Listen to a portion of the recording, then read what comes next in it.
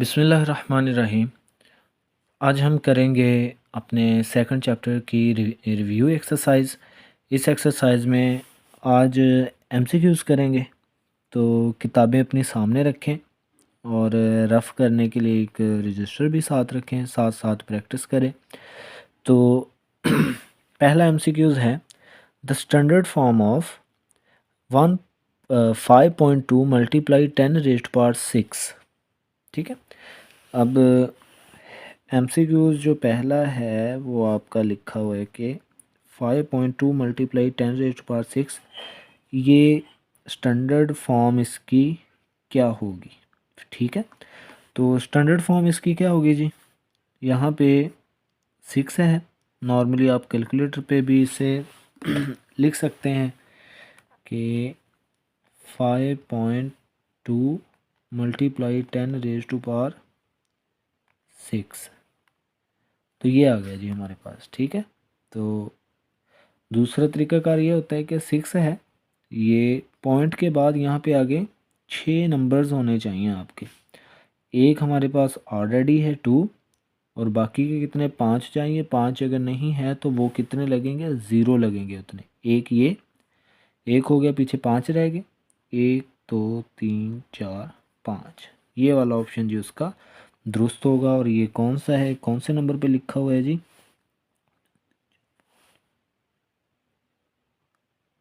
ये सी वाला ऑप्शन जो है ये आपका दुरुस्त होगा।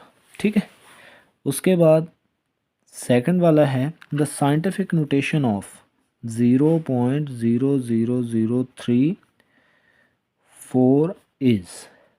ठीक है, इसकी साइंटिफिक नोटेशन क्या होगी। अब पॉइंट इधर से उठा के इसकी स्टैंडर्ड जगह कहाँ पे है, पहला नॉन ज़ीरो नंबर जो होता है ये इसकी स्टैंडर्ड जगह होती है। तो ये पॉइंट इधर से यहाँ तक आएगा।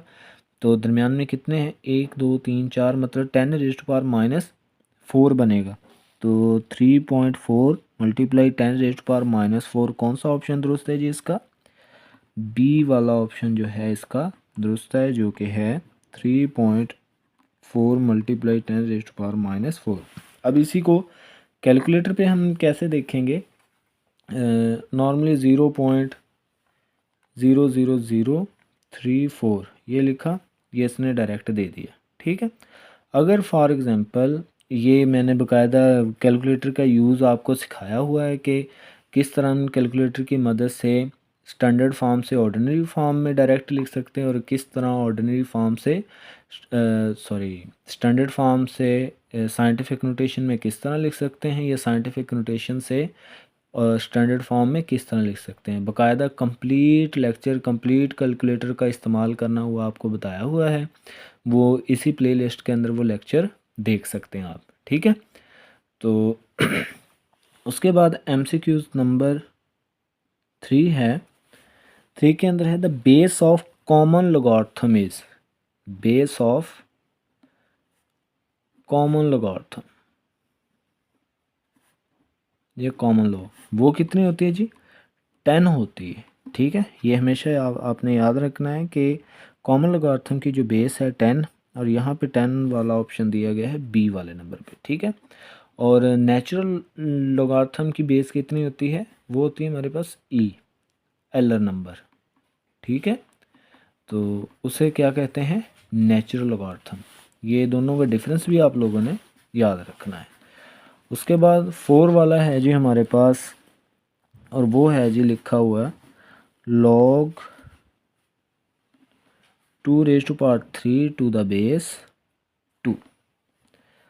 अब इसे सॉल्व करें जी, ये पावर स्टार्ट में आ गई, यहाँ पे log 2 और यहाँ पे 2 3, और ये किसके इक्वल होता है, हमने फार्मूला देखा हुआ है कि जो आर्गुमेंट हो और साथ में बेस भी वही नंबर हो तो वो हमारे पास किसके इक्वल होता है, 1 के इक्वल होता है। तो ये 1 के इक्वल 3 इसका आंसर आ गया। और 3 कहाँ पे है जी, ये डी वाला ऑप्शन लिखा हुआ है इसका।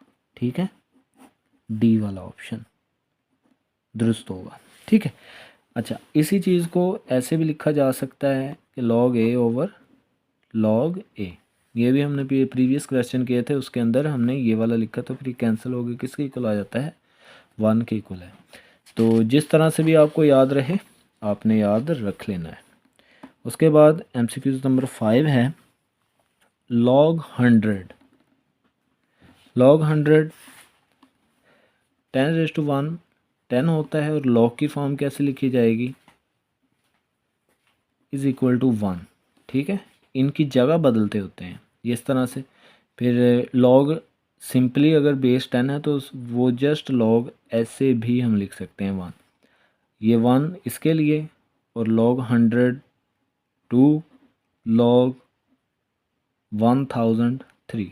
ठीक है, इस तरह से ये चलते जाते हैं, यानी कि जितने ज़ीरो इंक्रीज़ हो रहे उतना log का आंसर आता जाता है। तो ये किसके इक्वल है जी, 2 के इक्वल। और 2 वाला ऑप्शन यहाँ पे दिया गया है ए पे, तो ए वाला ऑप्शन इसका दुरुस्त होगा। उसके बाद MCQ नंबर हम चलते हैं जी 6 पे, और if log 2 is equal to 0.3010 then log 200 is। अब ये log 2 की वैल्यू हमारे पास दे दी गई है, ठीक है, और 200 की वैल्यू जो है वो हमने मालूम करनी है। अब log 2 हो 200 हो, इसके लिए हमने जस्ट ये अंदाज़ा करना होता है कि इसका मैंटीसा कितना है। अब log इसका कैरेक्टरिस्टिक्स अगर देखें वो कितना बन रहा है, 0 बन रहा है। ठीक है, और 0 के बाद वो ऑलरेडी यहाँ पे 0 है, 0 के बाद आगे ये वाला जो नंबर लिखा हुआ है ये आपका मैंटीसा है। अब यहाँ पे भी 2 है, 2 के बाद डबल 0 है, मतलब इसके मैंटीसा में कोई तब्दीली नहीं होगी, जस्ट ये करेक्टरिस्टिक्स में तब्दीली होगी। और इसका करेक्टरिस्टिक्स कितना बन रहा है, 2 बन रहा है, यानी कि ये आंसर आएगा इसका 2.3010। और ये कहाँ पे लिखा हुआ है जी, हमारे पास सी वाले ऑप्शन पे लिखा हुआ। और ये वाले जितने भी क्वेश्चन अभी हमने किए हैं ये कैलकुलेटर का इस्तेमाल साथ साथ मैं आपको बता रहा हूँ। तो ये देख लें जी, log 200 किसके इक्वल होता है जी, ये आपका आ गया आंसर। ठीक है, तो इस बारे में कोई परेशान नहीं होना, अपने कैलकुलेटर पर हाथ सीधे रखें। तो 7 वाला MCQs है log 0। ठीक है, ये हमारे पास क्या होता है जी, अनडिफाइंड होता है। डी वाला जो ऑप्शन है वो हमारा दुरुस्त ऑप्शन होगा। आप कैलकुलेटर पे भी ये देख सकते हैं, log 0 मैथ एरर। ठीक है, अनडिफाइंड। अब ये दरअसल होता है कैसे है, इधर ही देख लें कि अगर यहाँ पे 0 हो, यहाँ पे 0 हो, यानी कि 10 है, यहाँ पे 0 आंसर है, यहाँ पे जो वैल्यू लिखी होती है वो आगे जो नंबर आने वाला होता है उसका आंसर होता है। अब हम किसी भी चीज़ की पावर लें तो वो 0 नहीं आ सकता, अलबत्ता कि यहाँ पे 10 0 लिखें वो भी हमारे पास कितना होता है, 1। और यहाँ पे आंसर जो आता है वो 1 आता है, और यहाँ पे इन्होंने कितना लिखा हुआ है जी, 0 लिखा हुआ है। तो 0 कभी भी हमारे पास नहीं हो सकता। ठीक है, तो इसलिए यहाँ पे लॉग के अंदर ये चीज़ अनडिफाइंड होती है।